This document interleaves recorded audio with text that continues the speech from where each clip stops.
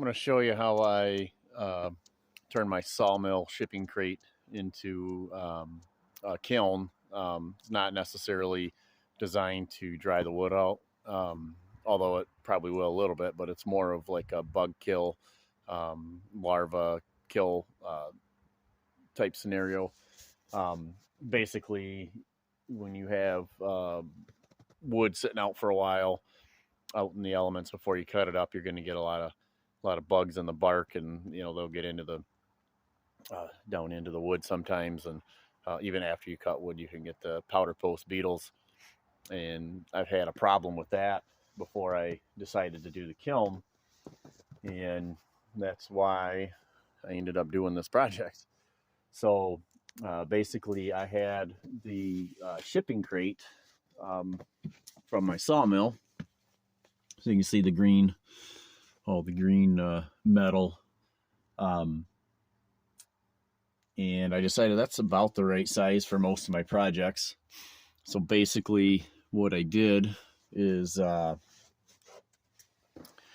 put some thin, I think it's probably Luan, maybe a little bit thicker, you can see it, kind of plywood, whatever thickness you want to use, but put the wood down, put some blue foam in here, another layer of wood. I did that all the way around. So this layer's on the inside, the outside layers are on the outside. So sealed it all up with foam, built the door. There's no metal in this door. It's just wood, some tongue and groove stuff I had in the barn. But it's built the same. It's got a layer of foam, and then I guess it doesn't have a layer of wood on the outside. And so once I had that all done, kind of put these, you could use just regular, pieces of wood, but this is like some really thick plywood stuff I had. And that gives me like a bed to set the wood on, and then I'll set the wood on the bed. The next layer, put another layer of these on. So you can't get too many in here, maybe five 2-inch boards at any given time, I guess. But back to the construction here. So this plastic, you could do whatever. I'm gonna probably end up putting some corrugated metal on this. Just it doesn't look the greatest out here, but it's it's waterproof. You can see snow sitting on it. I had a tarp wrapped around it, just trying to get trying to keep it dry because it is outdoors. So once I had it built, then you got to heat it. These are burners off of I don't kind of, what do you want to call them? Like a hibachi grill. I think this one was a hibachi grill thing. This one was, they're all like kitchen type burners. Some of them have knobs that you can adjust the temperature on. Others are just on, but basically I just get those from like a secondhand store. I think I probably paid $20 for this setup here, maybe 10 for that, 10 for the other one. But you need to regulate the temperature in here. I think it's like 130 degrees Fahrenheit for 24 hours to make sure that you've got enough heat throughout the wood. So to do that, I bought, and at 2 different times, I have 2 different setups. This is a thermostat where one of the plugs in here feeds in. This is another thermostat here. And what I do in the winter is I'll run both, which is like two of the burners. If I need a third one, if it's really cold, then I'll just plug in the third one into this guy here. So one of the X's is kind of like, hey, we're putting a lot of heat in if we're using that.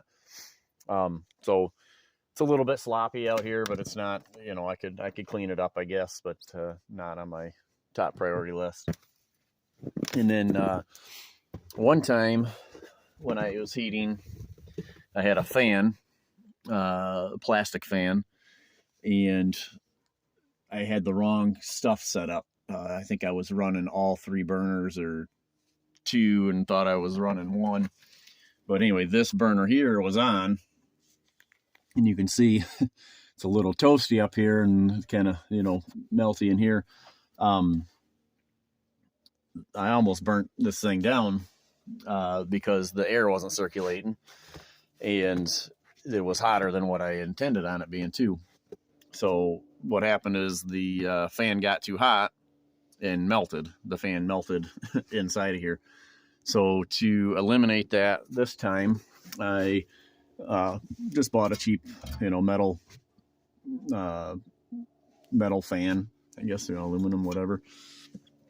And I mounted the back side of it outside here. So this will never overheat, or shouldn't, I guess. And punched, I took an Allen wrench, long Allen wrench, and that was that. I mean, it's not perfectly, it's a little wobbly, but it spins. So while the heaters are on, this is also spinning. So it's blowing across the heaters, or heating elements, and it's maybe not circulating in a circle, but it's keeping the air moving around. And then you can see here, this is the thermostat wires, and I put both the thermostat sensors down here at the bottom. So obviously up top it's going to be warmer than the bottom. If the air's circulating really good, it might be okay, I guess. And then the last little bit is just put some ratchet straps on here. So once I have everything stacked up, I can kind of pull the boards down with the ratchet strap. So once it's loaded, I just take my kickstand out and just let the door shut and let it regulate temperature for 24 hours or however long I think I need to run it, but 24 is supposed to be a pretty standard number. I guess the other thing, I put it up high because I can't open. I have a overlap here on the roof, so I can't open it any more than this. So if it's any lower, then I'm gonna have to belly crawl and get a board in there. So I just built some legs here just to get it up off the ground. Makes it nice if I'm moving it with a tractor. I can put forks underneath here and move it to a new location if I need to. That's my bug kiln made out of a sawmill shipping crate.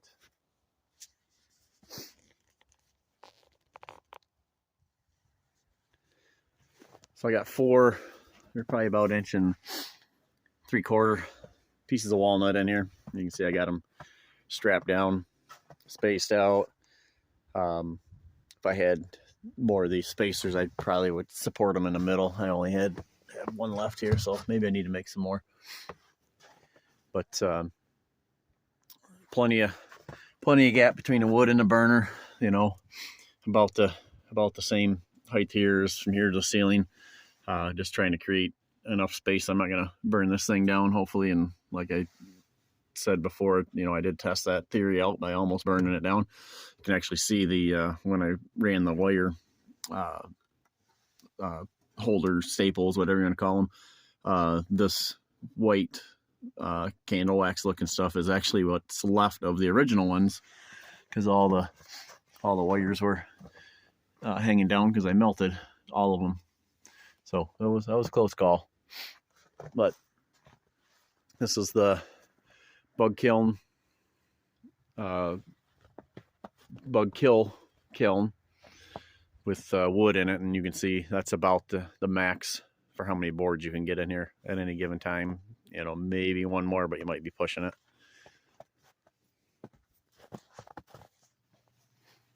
So you can see, actually I have it set to 140. Kind of a weird refresh on the LEDs with the camera shutter speed or whatever it is.